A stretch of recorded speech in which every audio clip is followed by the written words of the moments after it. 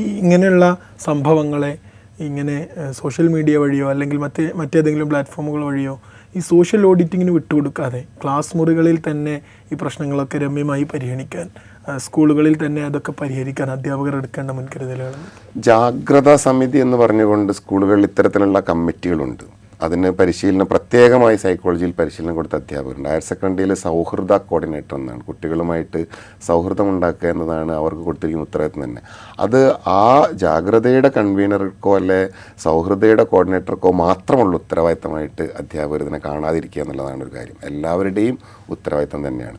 അപ്പോൾ കുട്ടിയിൽ പരസ്പരം സംസാരിച്ച് മീഡിയേഷൻ ടെക്നിക്ക് എന്ന് പറയുന്ന ഒരു പ്രധാനപ്പെട്ട ടെക്നിക്ക് തന്നെയാണ്. അപ്പോൾ അതിലൊരു ടീച്ചർ അങ്ങനെ ഇടപെടുന്നുണ്ട്. ഈ ഒരു വീഡിയോ തന്നെ കാണാൻ പറ്റും, സാറേ സംസാരിക്കല്ലേ എന്ന് പറഞ്ഞുകൊണ്ട്.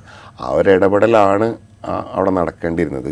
ആ ഒരു കോർഡിനേഷൻ ഉണ്ടായാൽ മാത്രമേ കുട്ടിയെ ശത്രുവായി കാണുന്നതിന് പകരം ഈ കുട്ടി ഈ സൊസൈറ്റിയിലേക്ക് മാറ്റുന്ന സോഷ്യൽ എഞ്ചിനീയർ ഞങ്ങളാണെന്നും അതിൻ്റെ ഉത്തരവാദിത്തം നമുക്കാണ് എന്ന് തിരിച്ചറിയുന്ന ഒരാളുകൾക്ക് ഇതിനെല്ലാം പരിഹാര മാർഗ്ഗങ്ങൾ ഈ കൂട്ടത്തിൽ തന്നെയുണ്ട്. ആ പരിഹാര മാർഗ്ഗങ്ങളായിട്ട് മുന്നോട്ട് പോകുക എന്നുള്ളതാണ്. ഇനി ഒരു കുട്ടിയിൽ വല്ലാത്ത ദുസ്വഭാവം കാണുകയാണ് എങ്കിൽ അവർക്ക് റെഫറൽസ്, അതായത് ഇപ്പോൾ കോഗ്നിറ്റീവ് ബിഹേവിയർ തെറാപ്പി പോലെയുള്ള തെറാപ്പികൾ ചെയ്യാനുള്ള, റെഫർ ചെയ്യാനുള്ള ആദ്യം തിരിച്ചറിയുന്ന ഒരാൾ എന്ന നിലക്ക് അധ്യാപകരായിരിക്കും അത് ചെയ്യാൻ കഴിയുക.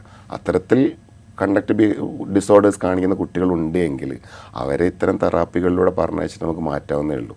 പക്ഷേ എല്ലാവരെയും ഒരേ കണ്ണുകൊണ്ട് നോക്കുകയും ഒരു സമ്മേളനത്തിൽ പ്രസംഗിക്കുന്ന ആളായിട്ട് അധ്യാപകർ മാറുകയും ചെയ്യുന്നതിന് പകരം ഓരോ കുട്ടിയും തൻ്റെ മുമ്പിലെത്തുന്ന തൻ്റെ മക്കളെപ്പോലെ, നിത്യചൈതന്യത പറയുന്നൊരു കാര്യമുണ്ട്, സ്വന്തം മക്കളല്ല ക്ലാസ്സിലിരിക്കുന്നതെന്ന് തോന്നാതിരിക്കുന്ന ഒരാൾ അധ്യാപകനല്ലാതായി മാറുന്നു എന്ന്. അത്തരത്തിലുള്ളൊരു തോന്നലുണ്ടാകുമ്പോൾ അതിനെ നമ്മൾ വിളിക്കുന്നൊരു പേര് തന്നെ മെൻറ്റർഷിപ്പ് എന്നാണ്. ഇപ്പോൾ ടീച്ചേഴ്സ് കുട്ടികൾക്ക് കൊടുക്കേണ്ടത് ടീച്ചിങ് അല്ല, നോളേജ് ട്രാൻസ്മിഷനും അല്ല, മെൻറ്ററിങ് ആണ്. മെൻറ്ററിങ് എന്ന് പറഞ്ഞാൽ കോ പാരൻറ്റ് എന്നൊരു മീനിങ് കൂടി അതിനുണ്ട്. അതായത് ഒരു പാരൻ്റ് എങ്ങനെയായിരുന്നോ മക്കളെ വളർത്തിയിരുന്നത് അതേപോലെയുള്ള പരിഗണനയും ലാളനകളും സ്നേഹവും കൊടുത്ത് മുന്നോട്ട് കൊണ്ടുപോകാൻ പറ്റും. നമ്മളൊരാൾ എനിക്ക് വേണ്ടിയാണ് എന്ന് തോന്നലുണ്ടാവുമ്പോൾ, അല്ലെങ്കിൽ എനിക്കെന്തെങ്കിലും കിട്ടും എന്ന് തോന്നലുണ്ടാകുമ്പോഴാണ് ഒരു മനുഷ്യന് പ്രവർത്തിക്കാനുള്ള പ്രേരണ ഉണ്ടാവും. അതിനെ മോട്ടിവേഷണൽ ബിഹേവിയർ എന്നാണ് വിളിക്കുന്ന പേര് തന്നെ. ഇൻഹിബിഷണൽ ബിഹേവിയറുമുണ്ട്, മോട്ടിവേഷണൽ ബിഹേവിയറുണ്ട്. മോട്ടിവേഷണൽ ബിഹേവിയർ ഒരാൾ അച്ചീവ്മെൻറ്റ്, നേട്ടമോ എന്തെങ്കിലും ഒരു കാര്യം കിട്ടും എന്ന് വിചാരിച്ചുകൊണ്ട് ചെയ്യുന്നതിനാണ് മോട്ടിവേഷണൽ ബിഹേവിയർ എന്ന് പറയുന്നത്. ഇൻഹിബിഷണൽ ബിഹേവിയർ എന്ന് പറയുന്നത് എന്തെങ്കിലും ഒരു കാര്യം ഒഴിവാക്കാൻ വേണ്ടി ചെയ്യുന്നതാണ്. അപ്പോൾ കുട്ടി ക്ലാസ്സിൽ വരുന്നത് TC തന്ന് വിടുമോ, ടീച്ചർ പുറത്താക്കുമോ എന്ന തോന്നലിലാണ് വരുന്നതെങ്കിൽ ഇൻഹിബിഷണൽ ബിഹേവിയർ വരുന്നതാണ്. അതല്ല എനിക്ക് പഠിക്കണം, എനിക്ക് മാറണം എന്ന തോന്നലിലാണ് വരുന്നതെങ്കിൽ മോട്ടിവേഷണൽ ബിഹേവിയർ വരുന്നത്. അപ്പോൾ കുട്ടിയിൽ ടീച്ചേഴ്സ് ഉണ്ടാക്കേണ്ടത് മോട്ടിവേഷണൽ ബിഹേവിയറാണ്. പക്ഷേ ഇപ്പോൾ ഉണ്ടായിക്കൊണ്ടിരിക്കുന്നത് ഇൻഹിബിഷണൽ ബിഹേവിയറാണ്. അതുകൊണ്ടാണ് അവരെ ഇത്തരത്തിൽ മാറ്റാൻ പറ്റാത്തത്. കോവിഡിൻ്റെ കാലത്ത് നമ്മൾ മാസ്ക് ധരിച്ചത് ഒരു വിധത്തിൽ പറഞ്ഞാൽ ഭയം വേണ്ട എന്ന് പറഞ്ഞാൽ പോലും ഭയമാണ്.